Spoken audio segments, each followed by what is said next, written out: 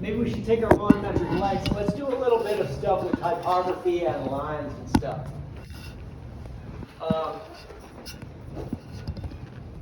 Lines are cool. Typography's cool. There's a lot of great things we can do.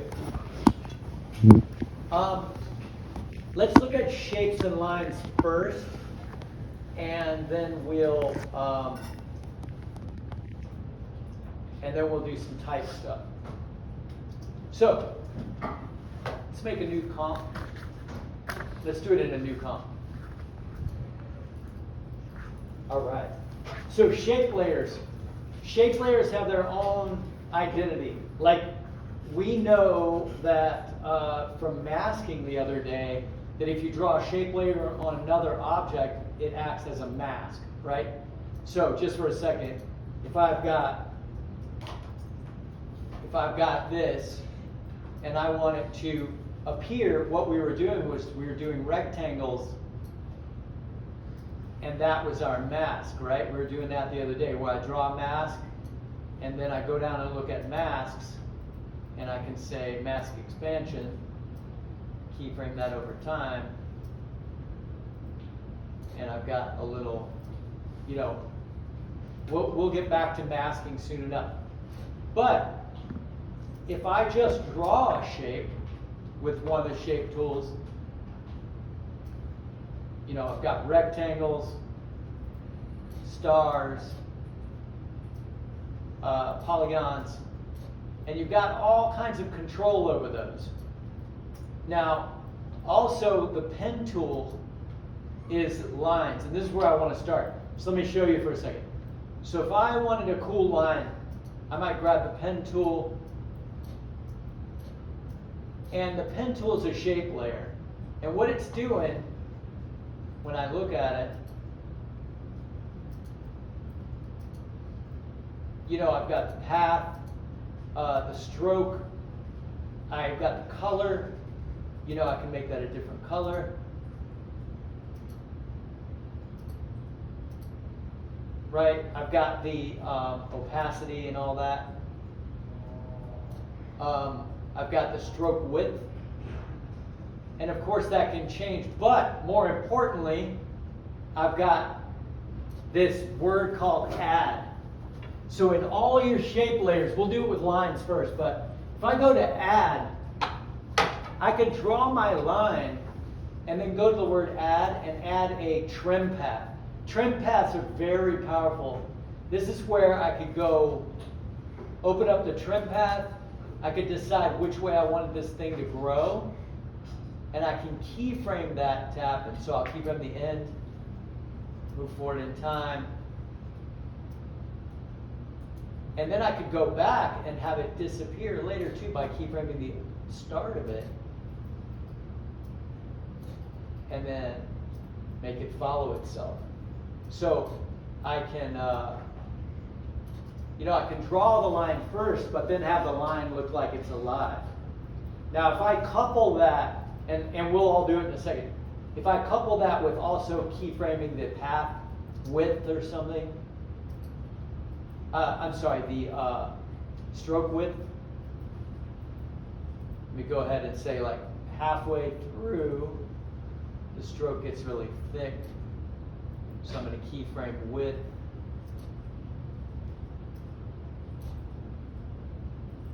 I didn't keyframe that right, sorry. At the beginning, I'm going to keyframe width. In the middle of the action, I'll make it really big. And at the end of the action, I'll make it small again.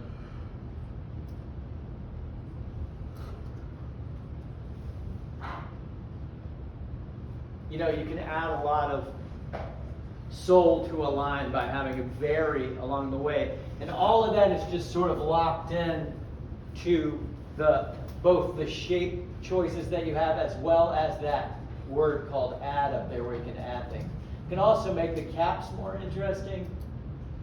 Let me find my line cap. I think round caps look better on a line. So how do I make that? Let's do that again. Let's do that together.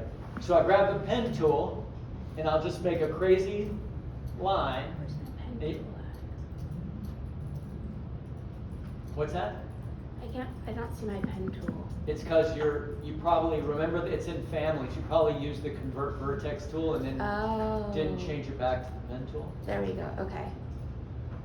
So, if you click and drag, it gives a curve. And if you just click, it gives you straight lines. So you want to click and drag so you can get a nice little curve going on there. Now, as you see, it says shape layer. Now yours isn't going to look like mine yet, so you're going to have to open its contents of the shape. Find its stroke and decide on how wide is the stroke, how big, what color is it, etc. Right? So once you get that, you can also decide if it has a cap on it. Instead of a butt cap, you can put a round cap on your line. Now, you can make it, see how I can play around with its taper, how it's tapered. All that stuff, just right there in the line. But it's not animated, it's just a line that exists. So to animate it, you go like this. Go to the word add there at the top right of your shape layer controls and choose trim paths. And then open up your trim path function, and start and end is what you have to decide which way am I going to, is my line going to fly, and then put it where you want it to start. Make sure you're at 0 time. Keyframe that.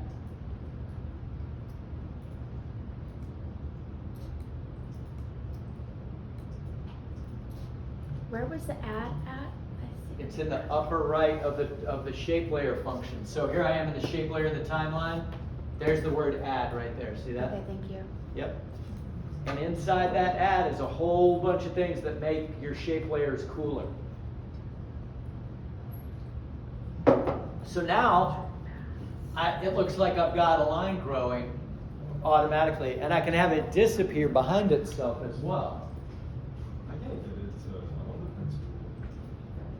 Okay, let's see. Here they come. Let me.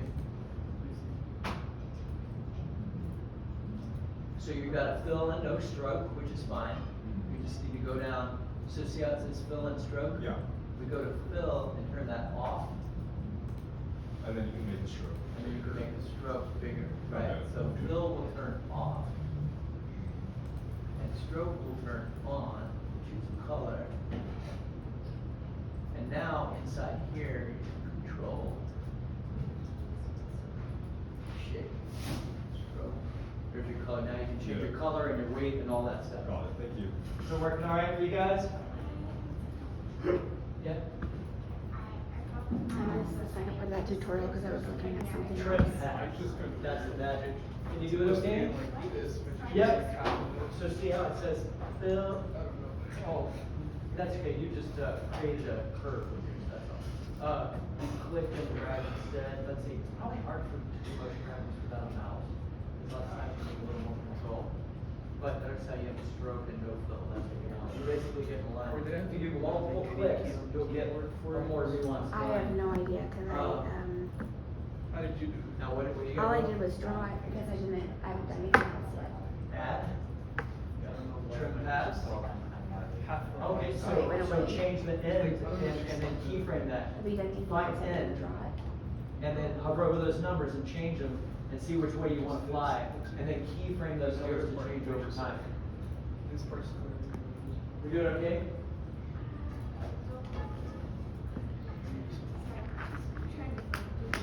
No, it's fine. Is this your mouse?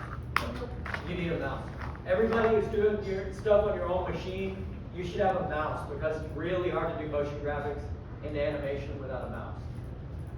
Well, someday you need a mouse, not today, but. Plus, I could rather not to help you, but I totally can't use trackpads, so.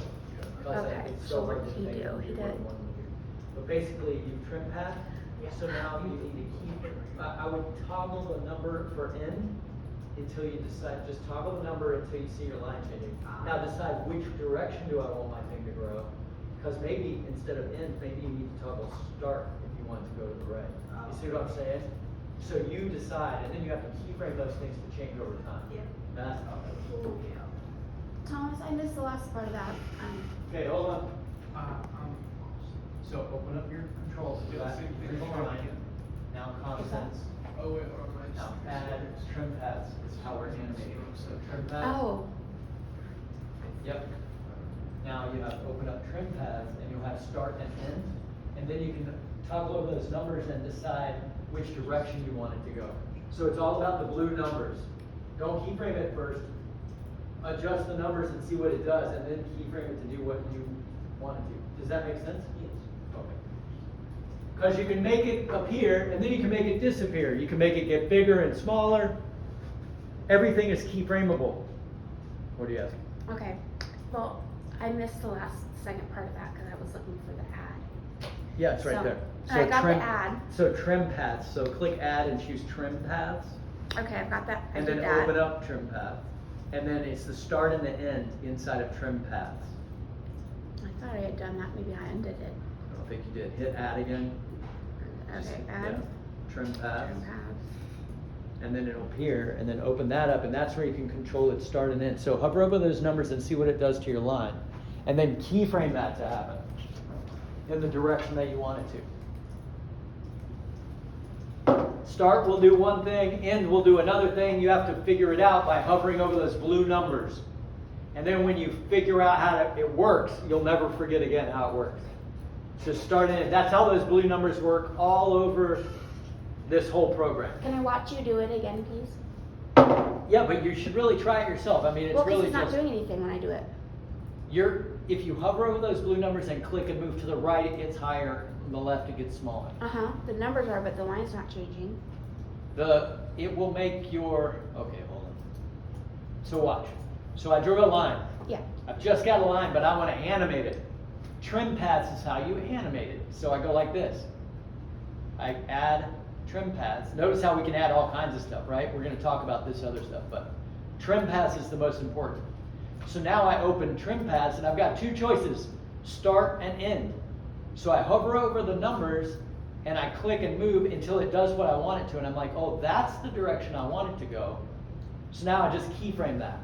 But first I have to make sure, is that the direction, or do I want to do it, or do I want it to go this direction, right? So I want mine to go that direction, so I'm going to do end. So I'm going to start here, make sure I'm at 0 time, keyframe that, go forward a couple seconds, and then keyframe end to do that. And now what I've got is it doing that, so it looks magical like it's appearing, but I also want it to disappear. And that's just where I go back and choose when do I want it to start disappearing. That's going to be the start. I'm going to keyframe that, move forward in time, keyframe start, and then the tail will follow it and disappear. Yeah, because when I move those numbers, it's not changing on my line, so maybe I'm not on my line or something. See? Okay, so let's get your width.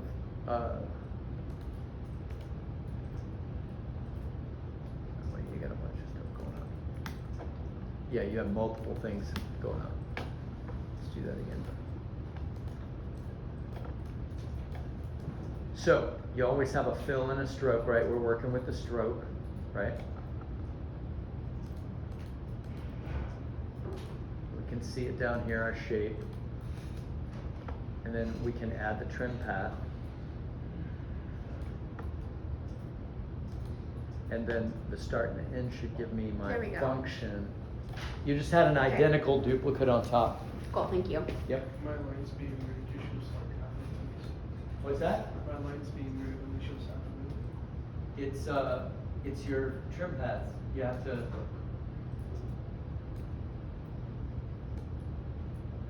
Wait, you grabbed something. Let's see. All right, this is just drawing it down. Oh, you have something really funny going on. What do you have going on? Let's have a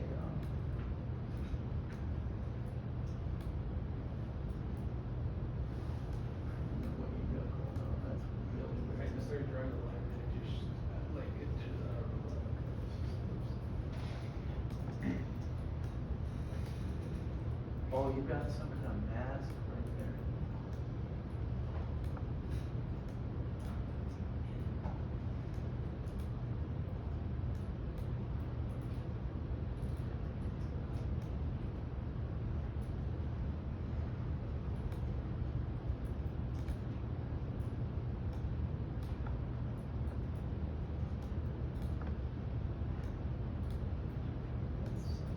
Let's get out of this call. Yes, let's screw that going on.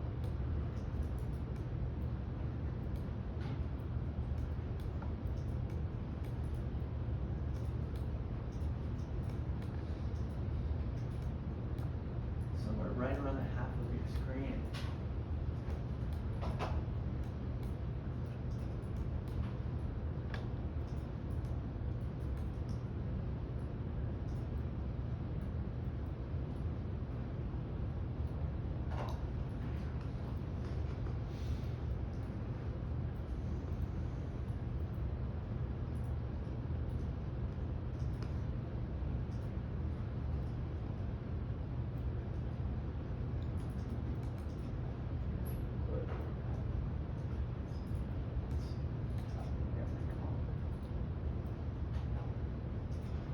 Sorry, 1 second, guys.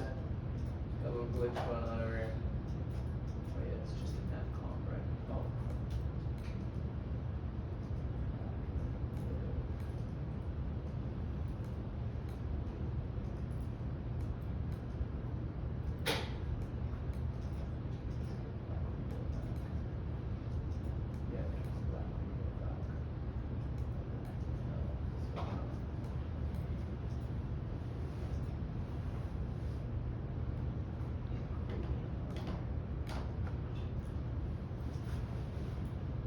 Share this over, let's see if we can fix it, and we can do anything here.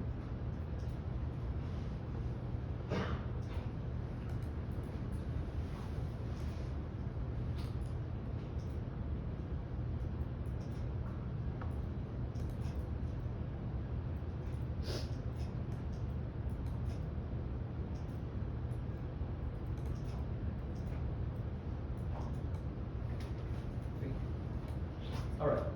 You guys with me okay? Everybody's got a line going. Now, why does mine look kind of cool? Is because I also tapered it to have a tail. And that's inside the, you'll notice it has, you can put a line cap on it to make it have a round cap. You can taper it so it has a shape to it. And so when it appears, it literally looks like it comes alive a little more. Is everybody kind of getting that to move around a little bit? So let's do that, and once you get it looking cool, and don't forget, so one thing I think people are forgetting is everything can change over time, right? So I can change my width over time, I can change my color over time, you know, I can change the way my taper is over time. And I've got the regular transform controls just of any object that we've been playing with. But, you know, stroke width, I could have this thing get really thick and really thin so it looks like it's coming towards the camera maybe. So maybe I'll do stroke width. As it comes up here, it's going to get really big, right? And then as it goes away, it'll get really small again. You know, that might be something where it makes it look like there's more dimension to it, right? Try to do that. Make it get really thick with the stroke width and then really thin again. So you get a sense that maybe it's got more dynamics, right? So a little taper, a little thick and thin, a little trim paths. Everybody understands the trim paths now? Yes. Trim paths are really cool. It's how you can make things feel amazing with shape layers, right? You can change its color over time. Let's see. Maybe I'll go back and I'll keyframe it to be a certain color. Like maybe it starts out white, and then along its way, when it gets thick, it turns red. then as it finishes, it turns blue. Something like that.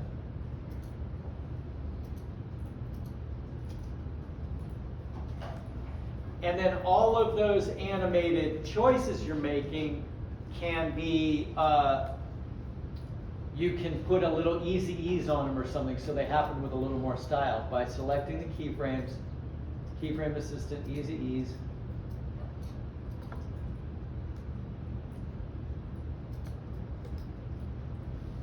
And each choice you make kind of brings it to life a little more. Now, once people have one that's sort of growing like they want it to and appearing, I just want to show you a cool little trick. Everybody's kind of got a line going for a second? So what if I do this? What if I go to where I can see it? Now there's a lot more we can do to it, right? Under the add, what can I do? I can use the offset pass. I can pucker and bloat it so it changes the quality of the line. I can use the repeater so it becomes like 1,000 lines. I can round its corners. I can trim pads to make it look like it appears. I can twist it. I can wiggle it. I can zigzag it. I would experiment with those options, right? Those are all different things that can add style to your line in some ways. What I want to do, though, is a weird 3D trick just to make it look cool for a second. So I'm going to close all this up, make my layer 3D. Now what I'm going to do is duplicate this layer, Command D, and then I'll rotate it. Whoops. Let's see.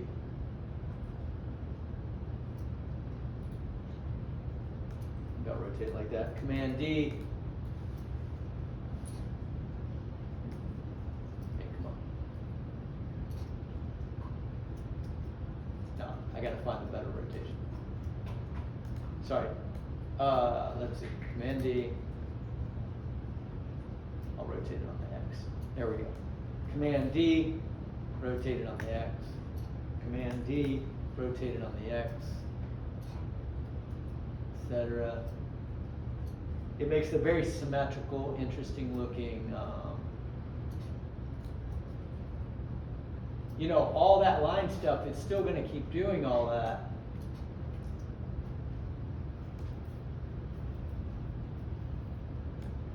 So try that. Once you get your line, like, let's make it 3D and like duplicate and rotate it.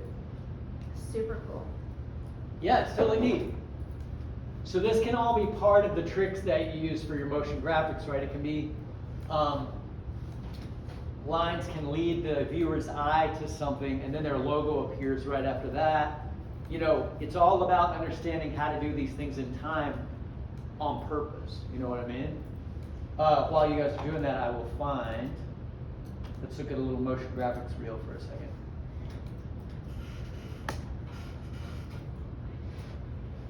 You guys doing okay? Does this make sense? Does this make sense, shape layers? Yes. Yeah. Okay, so what did I do? Okay, so you're in that, and so you just Command D.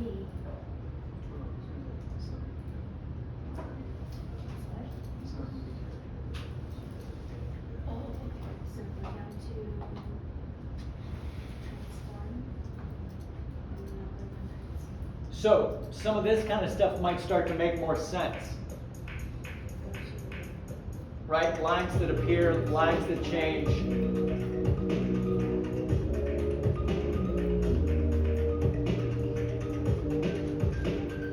Actually, did you see that line that flew through there?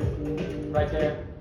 That was just a quick trim path line through that neighborhood. Let's see.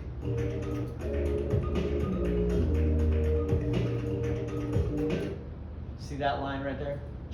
That's just all that's doing. Like this is just that all these shapes and lines.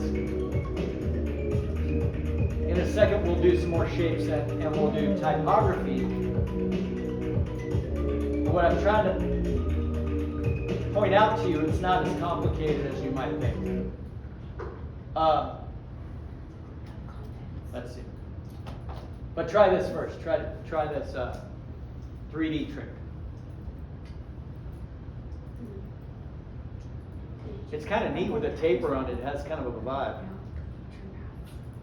All I did was rotate it on one axis, right? After my line was growing, I turned it 3D, and then I just duplicated it and I twisted it a little. Duplicated, turned it around itself. If I flew a camera around in there, you know, I could look at this from all different perspectives. See this? I could fly a camera through it. There you go. Yeah. Yep.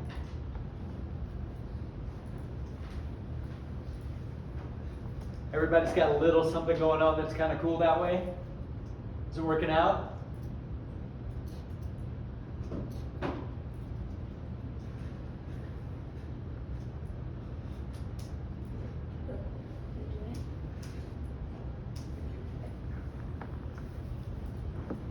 Okay.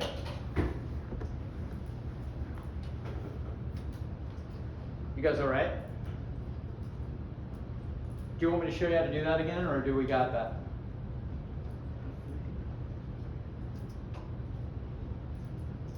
No one's saying anything, so I have no idea what you need. Yes? Mess around for a few more minutes on it just for fun. Yeah, mess around with it. Okay. Yeah, that's what I want you to do.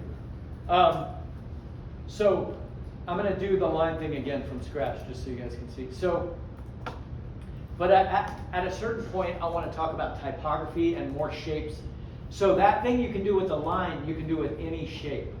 You can have it grow, you can have it twist, you can have it appear and disappear whenever you tell it to by doing trim paths. You can do trim paths on a circle or a star or a rectangle. In a second, I want you to get to typography, but yeah, I want you to investigate everything you can do with that line. So, we know we can control the width over time. We can control the color over time.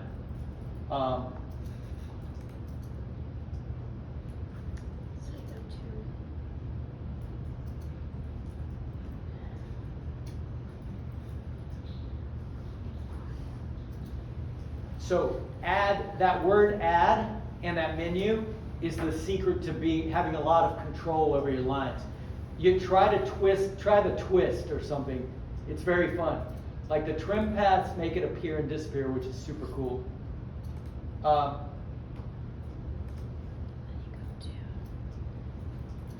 almost always put a round cap on my lines so they look cool. Twisting, wiggling, all that stuff is really cool. Where's the round cap at? What? Where's the round cap at? Under the stroke, it says line cap. You can change it from butt to round. Okay, cool. Yep. Stroke width. So let's change that width over time. But trim pass is how you can animate it.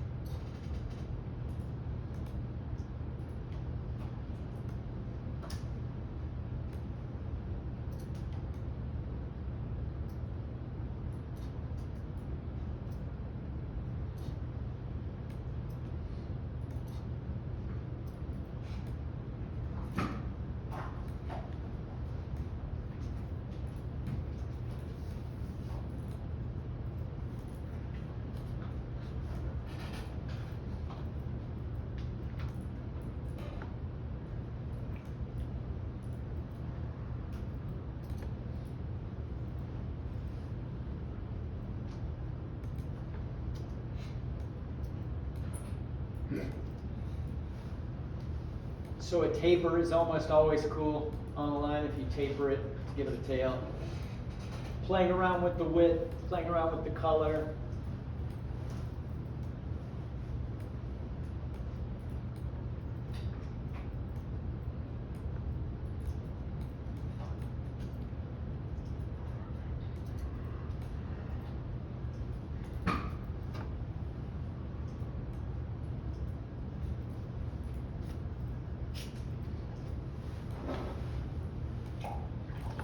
If you put the twist and the trim paths on it, you can do something like that, where it's twisting, straightening it out, itself out, twists and straightens.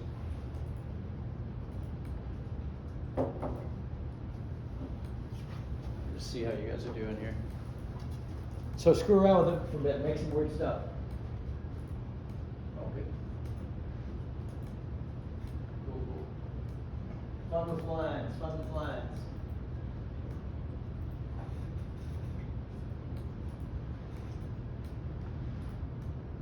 Nice, look at that. See, motion graphics about it. That's good. Once we do some typography stuff, you'll be able to do some stuff with the type. Oh, that looks neat. Yeah, cool.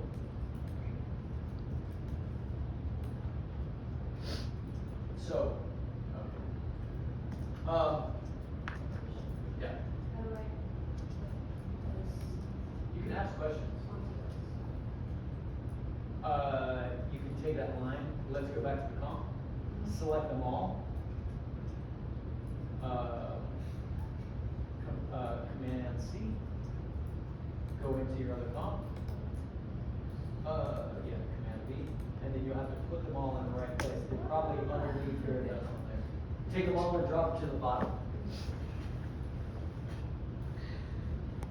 Great. You're combining compositions. That's great. We haven't talked about nesting comps. There's so much stuff to still talk about.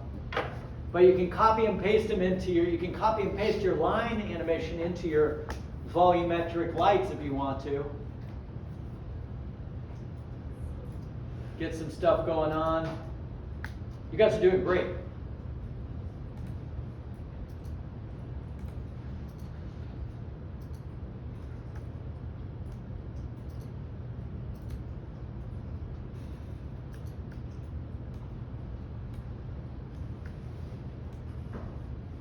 Now, putting a glow on your lights can make them a lot more a glow on your lines can make them a lot more interesting, right? So the way you make your lines glow, if you want them to glow, is take them to a place where you can see your line and go Effect, Stylize, Glow, and then crank up your glow radius until you can see it emitting light and intensity. And sometimes you can pull your threshold back a little, make it look like it's made more of a light. If you pull your threshold back too far, it becomes white light.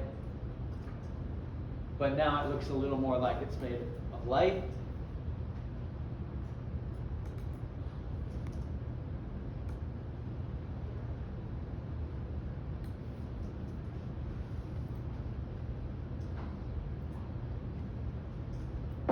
Now, how about we learn a little bit about typography, and then we'll put the two together. Let's take a look at some other shapes. You can keep that line composition going, but for just a second, let's make another comp, and let's look at a couple other shapes real fast. I'm going to choose a polygon. Now, so what is it about shapes? Like, we can have fills with no stroke or stroke with no fills. Up here at the top, when you first make a shape, you've got your fill and stroke, and you can decide that by hitting the word fill or stroke. And you can decide, like, I've got a stroke with no fill, which is fine. Now, if I had a fill on there, I guess I'll just put a fill on there as well. Solid color. What color I can decide. Down here in the polygon control under stroke and fill, I can decide what color those are. Right? And I can decide how wide they are, Are they made of dashes or dots or tapered, etc., right? Are they sharp or, there's so many millions of ways you can play around with the stroke and the fill, right? Now, I'm going to go ahead and just have a stroke for now, so I'm going to turn the fill off.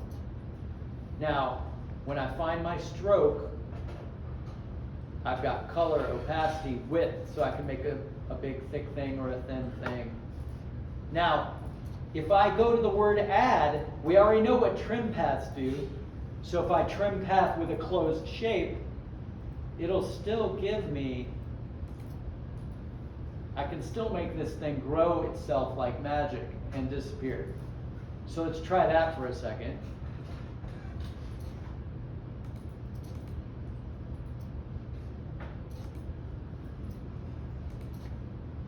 Right, so I can have that thing growing. I can give it a round cap, so it seems like it's more.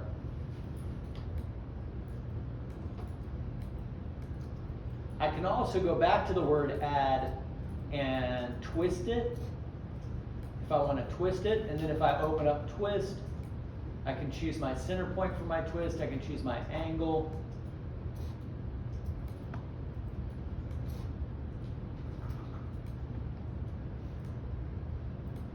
Right, so I can move my center point well outside of my shape if I want to. And when I twist it, it'll twist around that center point. So I can do something like maybe I swing it around. As it's first getting made, I'll do angle.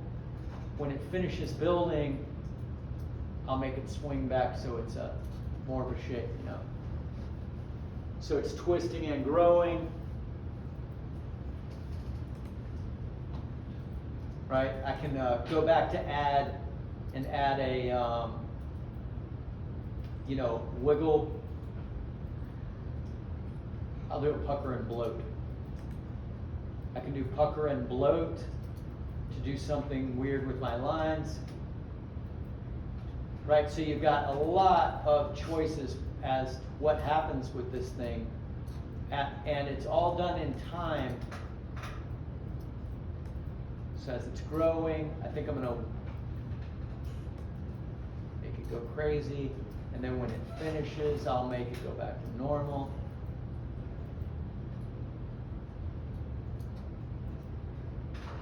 And then also maybe make it, like you can have all these things change shapes over time. So the word add there, when it comes to shapes, is really important. Now, if you'll give me just a second, typography. It's very similar to shape layers. If I type a word in, did I just lose you guys with the lines? It's very fun. But check out the type for a second. So type has something similar. When I open it up, it's not the word add, it's the word animate. And it's right in the same spot. Typography, I can do all this stuff to typography just like any other object, right? I can move it, I can squash it, I can scale it, I can make it disappear or reappear. But under animate, I can do other things like tracking and fill color. I can have it change its color. I can have it change its character offset or its character value. I can blur and sharpen it. So maybe I would go, what if I wanted it to be blurry and then clear, but also come in, like watch this. What if I said tracking under the animate choices, and I said, I wanted it to go way far out, and then I'll keyframe it to come in and say itself. I'll go like this, make it come in. I'm going to make it bounce off itself so it'll come in and crash into itself. Did I keyframe that? Why don't I see my other keyframe? Wait a minute, sorry. Tracking keyframes got weird. So it's way out. I keyframe that. go forward in time, keyframe that change, it bounces off itself, and then it becomes normal. But so now it's doing that so far with tracking. That could be more interesting, but now I think I'll add some easing on that. Ease out.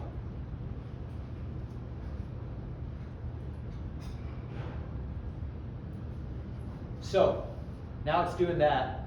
Now it's also going to be blurry at first and then clear. So I'll go back up to animate and I'll say blur.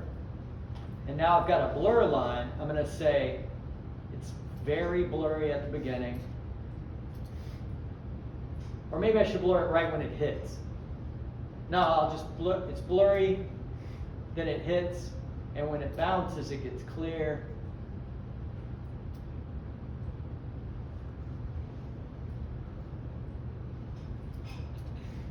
Right.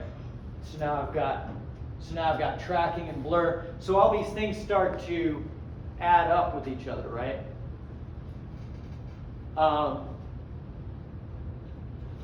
So I could also have it count itself down, like maybe under animate I could say character offset. Character meaning what letter it is. So I can say at the beginning, right here, it's really mixed up. Let's see.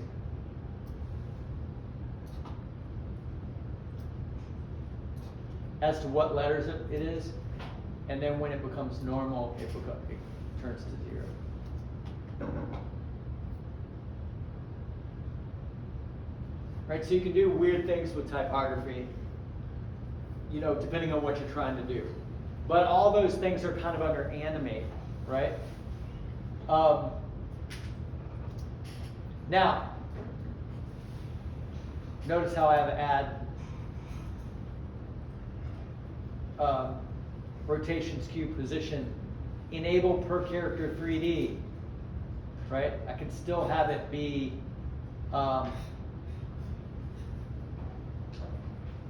got all these options for it to, you know, whatever I'm trying to do. Like if I wanted to move in 3-dimensional space, etc. So the way to get comfortable with this is to be aware of where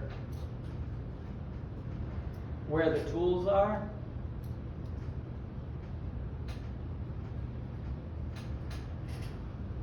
And it's really about stacking up multiple effects. And it's kind of cool sometimes to build different things in different comps and get comfortable with copy and pasting things as you develop it. You can have one master comp where everything's happening, but then you can have different events happening that you build separately, and then you catalog those and then you pull them into your composition, make things a little better. Are you guys still with me okay on the typography stuff? It's okay? So we've got a lot of line stuff we can do, we've got a lot of shape stuff we can do, we've got a lot of typography stuff we can do. What I really want you guys doing after you get the basics, the idea of the basics, is look at a bunch of motion graphics. Like if you watch a bunch of it, you start to realize how you can make it, right? I imagine some of you guys are already thinking about what your logo might look like. In a moment, once people play around with typography a little and just get comfortable with doing some things in type. Now we'll get very much more advanced with handling all this, but today is only our second day really digging into this. I just want you to be aware that it's all there. What we're going to do in a moment is grab some stuff off the internet and clean it up in Photoshop and then start to think about actually building something from. But let's spend about 5 minutes playing with typography. And maybe even not only that, but copy and pasting stuff in between comps, perhaps. Command C, find the comp you want it to go into. Command V.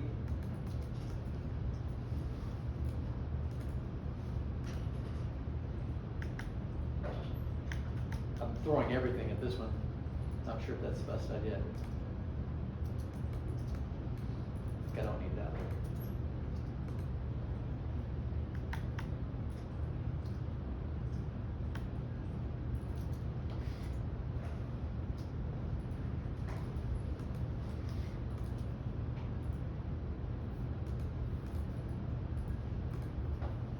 So adjustment layers. If you want everything in your composition to glow, instead of choosing every single thing in your comp, choose an adjustment layer and put a glow on it, and then everything below the adjustment layer will glow. If you want everything to change color at the same time, you don't go to each layer until it changes color. You put an adjustment layer and then have a hue change, and then your whole composition will change. So if all this blue stuff at the end was supposed to turn red, I could do that with an adjustment layer. I could just go to the very top. I could say layer, new adjustment layer. Effect, color correction. Let's say I'll just do hue and saturation, the easiest one. I'll say colorize. And then I'll go back through my comp and say at this time, you know, it was blue. And when it hits, I want it to be another color, like red, and I also want the saturation to be really strong. So the saturation's really weak until it hits. Cool. And so I can change my entire composition and make it turn red right when I want it to, right?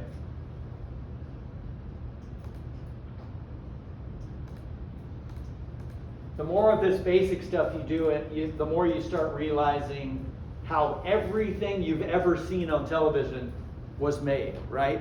All the motion graphics were in front of every movie, in front of every news program, every ESPN, right? All that motion graphics. There's a reason it has a look to it, and it's because it's driven by the technology, right?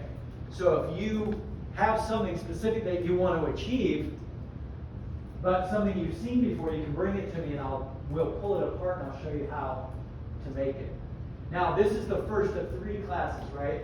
Ideally we take all 3 and you get better and better and better at this as we go along. But we should be able to do pretty good stuff in here in a pretty short amount of time. All this stuff's sticking on your brain, everything makes sense, okay? Great.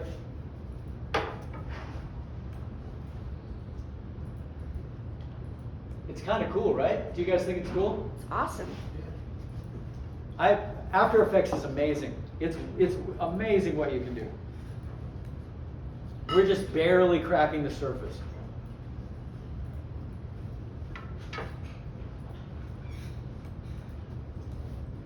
So I'll keep putting stuff in Moodle. I'll keep giving handouts that get more and more advanced. Of course, there's a million tutorials all over the world out there. If you ever need to know how to do something in After Effects, AI is actually pretty good these days. You go to Google and just say, if you just put AE in front of your question, like go to Google, just type in AE, and then say, why does my whatever keep disappearing, or whatever, you'll get an answer about the program. Or how do I get my typography to do this, blah, blah, blah, and it'll give you 15 steps. You know, like, one thing AI is really good for is learning computer programs faster, especially these art programs. Anything you need to know in Photoshop, whoa, that looks cool. Twisting it vertically like that is very groovy. Like you're already heading towards like funky logo land there, right? Yeah, once you start doing this stuff on purpose, you know, you start crafting this, it starts to look really cool. I'm just making a mess here, obviously, but some of you guys are doing some good stuff.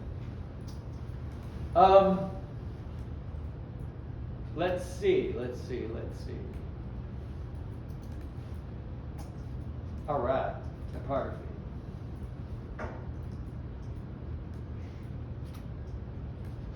Don't forget to add easing onto what you do. It's very cool.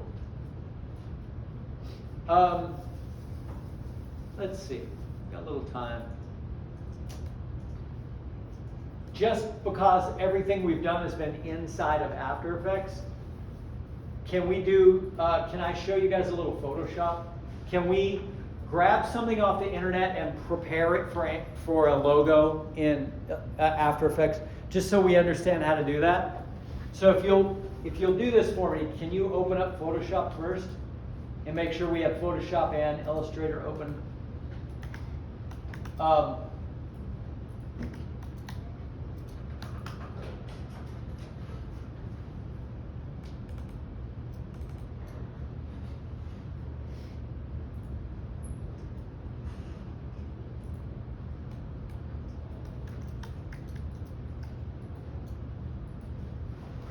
Okay.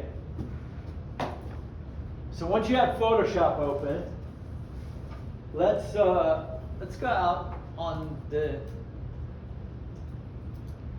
internet and we'll go.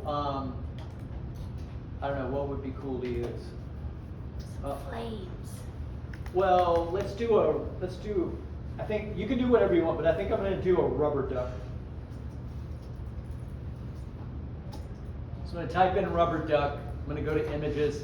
Now what I want you to choose, whatever you choose, make sure it has a white background, because I want to talk to you about getting rid of the background and using the graphic. Because if you're going to use a rubber duck as an animation element, you don't want it to carry around, you don't want it stuck in a box, right, as a photograph. It has to look just like the duck and not a photograph of a duck. So I'm going to grab something from the side, hopefully that has like this. You guys obviously know, if you're in Google, when you look at the image, if it's more than 1,000 pixels by 1,000 pixels, it's probably a big, nice picture. So what I tend to do if I grab things off the web, I usually grab decent quality ones, right? So I'm going to find the one I want, then I'm going to right click and say Open Image in New Tab. And then that's the image that I normally want to save to my downloads. So I right click it, I say Save Image As, call it duck or whatever. Hopefully this one will work. Sometimes some things off the web won't work, but hopefully this one will. It's a web P. I might not be able to use it. I'm going to grab another one just in case. JPEGs work okay? JPEGs are fantastic.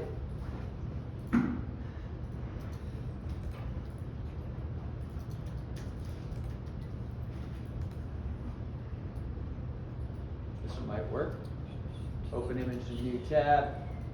I'm just trying to get you comfortable with grabbing stuff off the web. Cool. Save a few things. Oh, why are they both? What's going on? People aren't using enough JPEGs these days.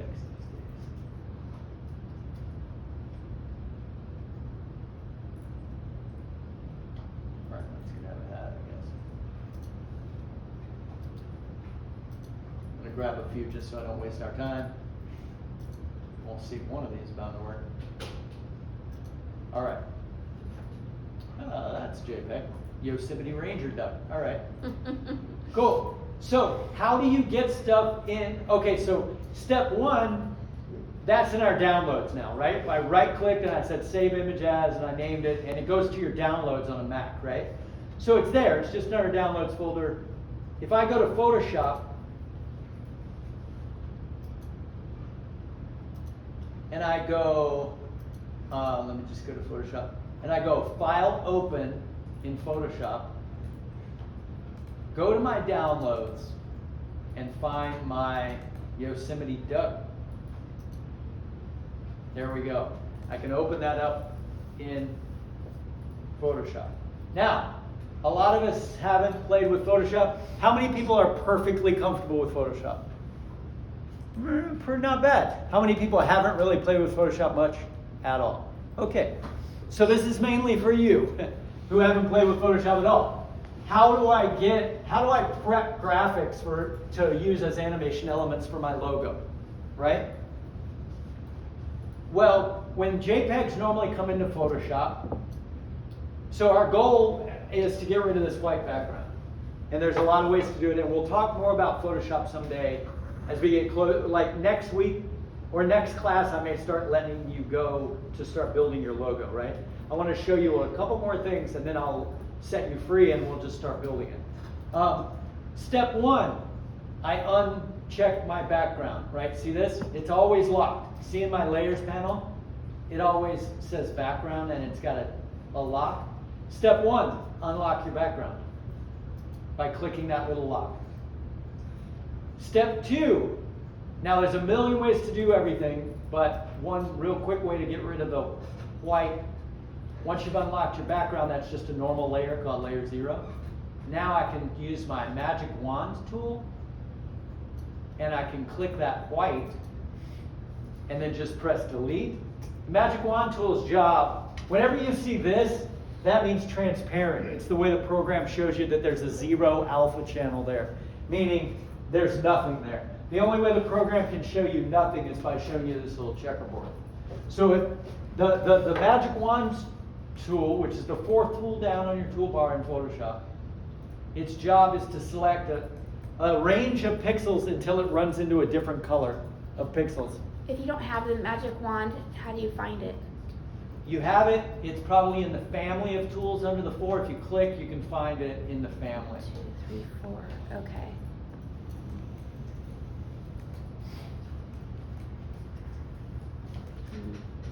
The 4th one is the crop one. Okay, so here's just.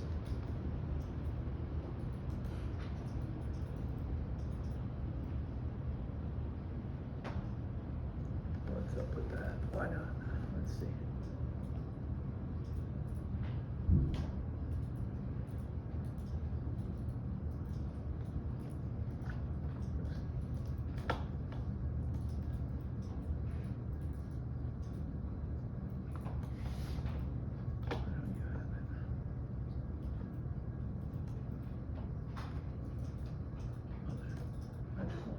So down here you have a list of the things that aren't in your toolbox. Okay. And so if you hold them, you can find the magic wand tool. Sweet. Thank you. Yep. And then I just click on that white. Click on the background. white, you should see the marching ants of a selection. When you press delete, it should delete your whole background. Sweet.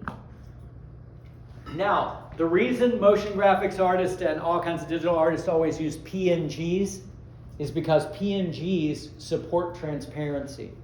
So if I export this now as a PNG, if I go File, Export, Export As, and I choose PNG, so File, Export, Export As, PNG, and I say Export, it'll allow me to name it. I can decide where to put it. This one I'm going to throw on my desktop. It's called Yosemite Rubber Duck.png. Save it on my desktop. Okay. Everybody kind of clear with that? PNG is your go-to file type because it supports transparency. So now, when I go to After Effects, the way you get stuff into After Effects to use it is in the project folder. And the way you do that is you right-click in the gray part of your project folder on the left. See how it says project right there? If I right-click here and say Import File, and then I go and find my Yosemite Duck from the desktop, there's my PNG, I'll say Open. Now when I drag and drop that, voila, I've got a duck, right? And so that can be part of my logo. If I wanted a lightning bolt or like next class, we are going to go to Illustrator, maybe even today, I don't know. I think next class though.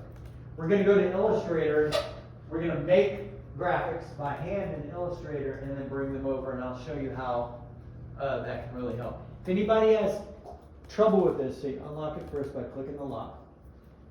And then you use the magic wand tool to select the white background. So this is just a thing, right? This could be a video that's playing and it just behaves like an object, right? But for us, it's an object. If I want to move it from one place to another, it's just going to behave just like the way we've been moving things, right? So you can start to see how that some of that motion graphics stuff comes to life.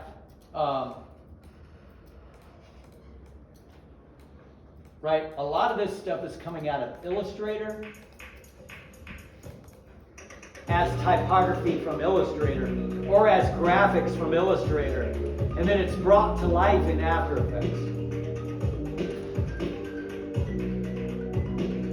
You always see this kind of corporate, what I call corporate animation, which is these characters like this, simplified characters, because we can rig those in After Effects. So these can be broken into their constituent elements in Illustrator, so you can make them real fast. And then they can come into After Effects and you can rig them and animate them. We'll play around with that. But that's corporate animation. It's not the really kind of animation you really want to do. But it's not bad. It's not bad to know how to do it. It's very, very primitive. But you see it everywhere because it's fast. Like this person wants to get a job in the industry, right? And so they're putting their stuff out there and they're showing that they can use those simplified characters and all that kind of stuff, right?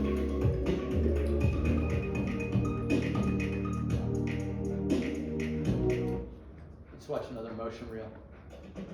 How would you grade those? Their reels, are they pretty good? Oh yeah, that's really great. For what they are, they're fantastic.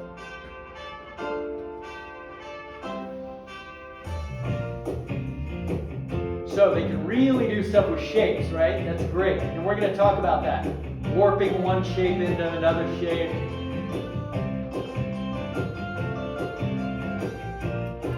But, so, a lot of that stuff's coming out of Illustrator first, and they bring it in as vector graphics, just like our duck is a PNG. But you can bring them in from Illustrator and bring them to life too, which we might take up a little bit of what we do next class. I'll show you how to do that. As you know, Illustrator's really good. Illustrator's really good for stuff like this, right? Really good for typography. Really good for vector-based graphics that are real shiny and happy like this. Illustrator, you can generate this stuff so easy, so fast, right? And if you can bring it to life as shapes, especially when you can combine it with video and start getting combinations in there, then you can do some really cool stuff. Right? They've got those hand videos mixed with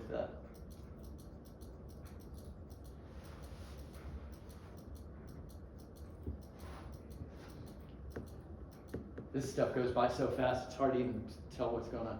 But you know, you can isolate video elements, you can get rid of their background by shooting it on a green screen or whatever. You can bring in shapes, so these can be lines from lines that we just did that grow themselves in all kinds of ways, right? That's the more you see of this, the more you start to realize how it's made, right? The more of this stuff you start to play around with. You can probably see how 3D space is being used in here. You can probably see that they're using a lot of assets, right? A lot of shapes. So someone's really carefully crafting this out of a lot of elements, right? Lots of circles, lots of lines, with the occasional like video content, typography. Okay. Anyway, I want you guys looking at a lot of this stuff. So, you know, mainly what I wanted you to get comfortable with here was just where do you bring assets in and how do you use them. Maybe let's do this. Let's say our logo was the duck, and then we wanted a vine growing out of our logo. Watch this for a minute if you don't mind. I'm going to go to Illustrator. I want to show you how you can use the vector path of a shape you made as the mask for unmasking it. There's just enough time to introduce it today and then do it at the beginning of next class. So watch me once and then we'll all do it. So I'm going to go to Illustrator.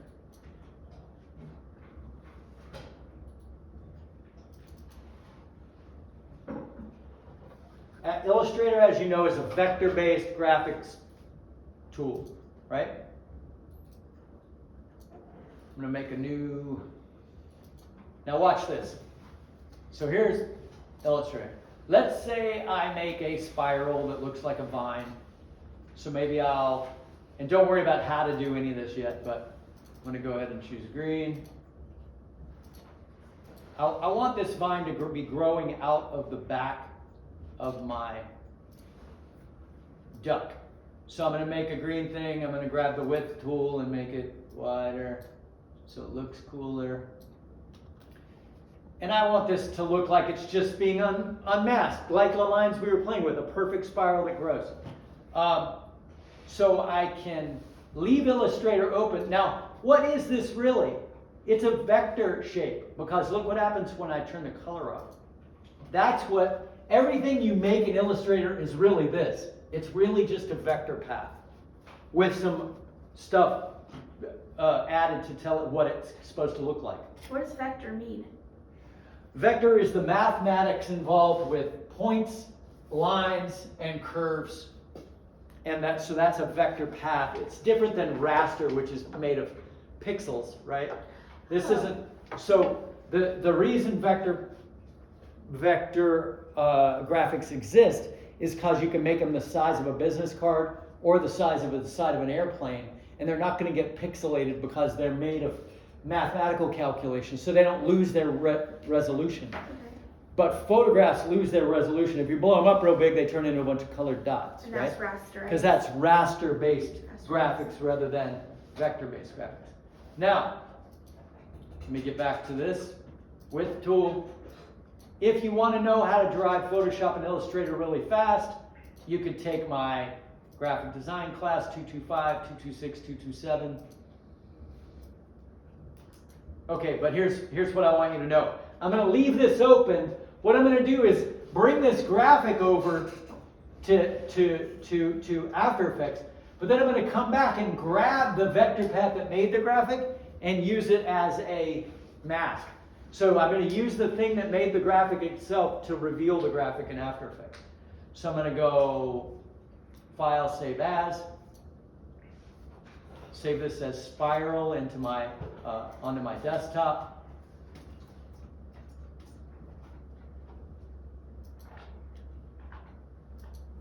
Go to After Effects. Right click, import file, spiral. Open that.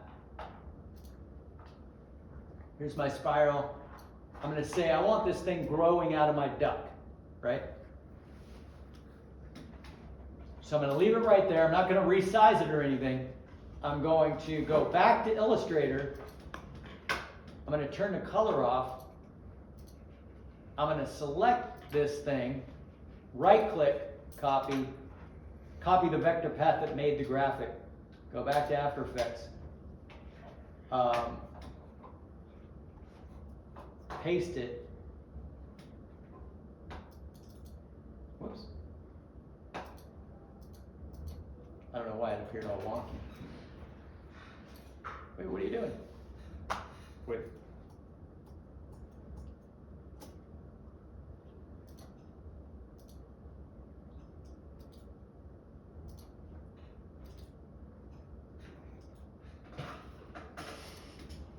I don't know why it went off center here. Oh, I know why. Hold on a second. Let's drop it into the timeline first. Paste. There we go. So now if I go, so what I've done is I've copied and pasted the vector path onto the top of the graphic. Now I'm going to go Effect. Let's see where it is.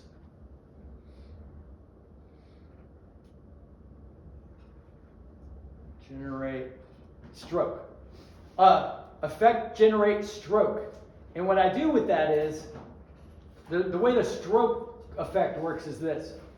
I blow up the brush size till it encompasses my graphic. I decide how it's going to start and end. I want it to grow like that. So I'm going to keyframe that to happen.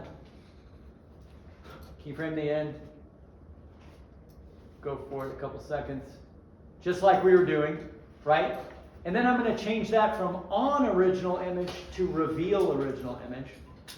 And now what I have is my little spiral growing out of my duck, right? So I've actually made a graphic in Illustrator, brought it over as an Illustrator file, copied its open vector path on top of itself, and used that vector path as a mask to reveal it, right? Do you guys want to try that? Do you want to try and do it with a spiral? It's actually, all I'm hearing is silence, I'm not sure. I know we only have 10 minutes. How about that's just a little something that you can think about. Next class we'll do that together and then we'll see how cool it is that we can unmask stuff. So we have just enough time to talk about masking. So what I'm doing is masking here. Let's do one thing. I'm going to make a new comp. Now, we have looked at, go ahead and make a comp and type a word, a short word.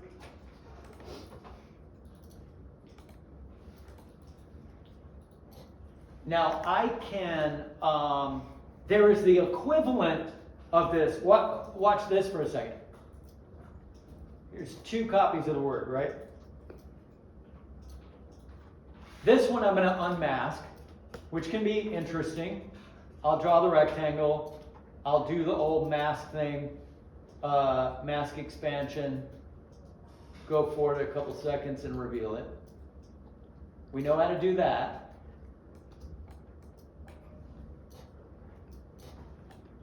But what if the word could write itself instead? Instead of just appearing, wouldn't it be cooler if our logo just had the word write itself like someone was writing it?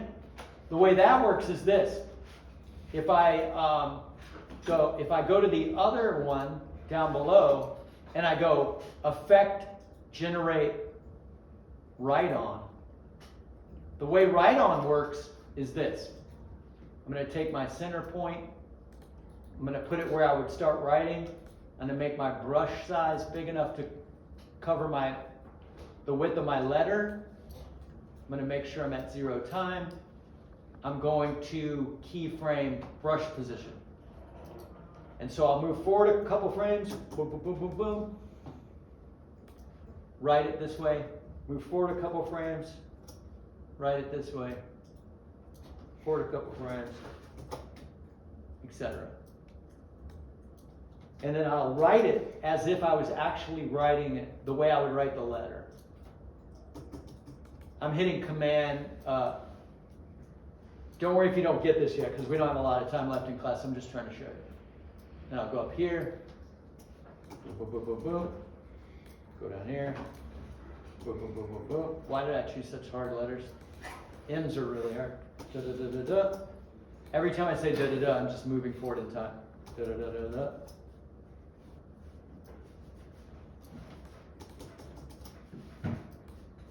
So you do it just like you write it. Effect, generate, write on. And then here's what I have. It also can make it look like you're spray painting on something, which is cool. But when I change it from on original image, the paint style, to reveal original image, it becomes a fancy mask. Oh. And so the difference between something in your logo just revealing itself compared to something looking like it's writing itself, it's worth the extra couple minutes it takes to do the write on. Do you guys want to try that? Yeah. Okay. So effect, generate, write on. So let's type in a letter. Type in, you can just do one letter so it doesn't take you forever, or do 2 letters. I'll do ST. Oops. Now, what you do is with ST selected, you go effect, generate, write on. And the way write on works is this. There's 3 things you need to remember. 1, you have to start that little ball where you want to start writing, as if you were going to actually write it. 2, you have to bump up your brush size until it could cover the width of the stroke of your letter. And then 3, you just keyframe brush position at 0 time. And then you move forward in time a little bit. I like to do it by frame, so I hit Command right arrow a couple times. And then you place it where you're going to place it. Boom. Move forward a little. Move forward in time a little. And then move that center point around. And you'll see your spray paint start to just grow.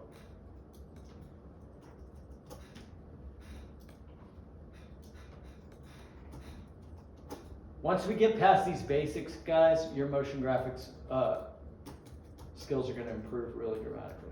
It's just getting some of the basics down. Does this make sense? Right on? Yeah.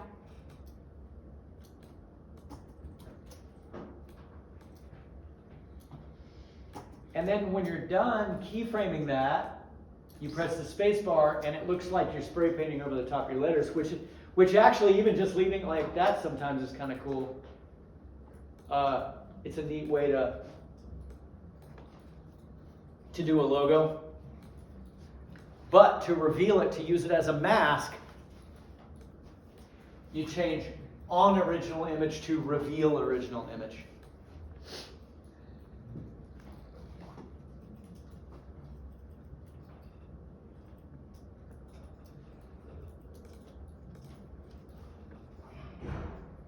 And then, of course, after it's revealing, you can do anything you want to because that mask is stuck to that letter. So you can still do all the fancy, like scaling and moving and animating you'd want to do. But at the same time, the word would be writing its own self, which is kind of cool.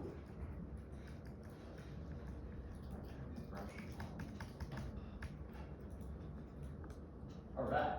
And one thing, if you are using the write-on, you always want your brush color to be different than the color of your typography, so you can tell what the heck you're doing. If it's the same color as your typography, it's really hard to tell. It's brush position, so click that center point. No, click the little crosshairs. No, you're gonna have to close that now. The crosshairs. And then put the crosshairs at the beginning of where you want to start to write. How do I change my font? With the type tool, it's called text. It appears over here when you type a word in. You have font choice, scale, color, everything. Whoops.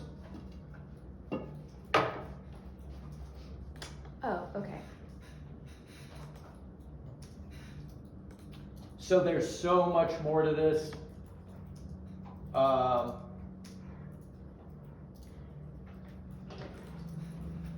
Thank you guys for putting up. I know it's kind of hard to do this like for the whole time,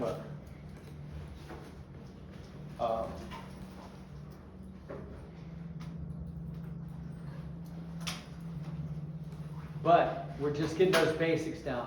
Next class, I'm going to set you free to do some artwork. I'll give you an assignment, or we'll work towards our logo. I'll formalize that assignment for you guys, and I'll show you a couple little things at the beginning of class, and then the rest of us can like try and build that thing, because I think you guys can do it now. You guys feel okay about it? Yeah. Right on.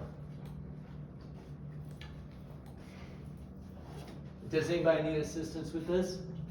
The write-on? We can start here next class if you want to. So it is good to know how to do the copy and paste of the vector path from Illustrator. It is good to know how to make graphics in Illustrator. It is good to know how to clean up graphics in Photoshop that you grab off the internet, or obviously your own videos, your own photographs. But a lot of times your logo can be made of a whole bunch of little things you find on the internet, and then you kind of clean them up and prep them in Photoshop, save them as different PNGs, and then we can put them all together and bring them to life in After Effects. Now, what kind of logo, just so you can think about it, it's going to be one of those 3D stacked logos like the one examples I showed you today. It's going to be like an imaginary company, your own identity as an artist or as a YouTuber or as an animator, whatever your own identity is, or alter ego, or an existing company that you just want to do like a corporate thing. But I would make it up. I would have it be something that you're cool with putting. I'll show you some other student work from the past, and we'll look at a bunch of other logos, and we'll talk a little bit more about it.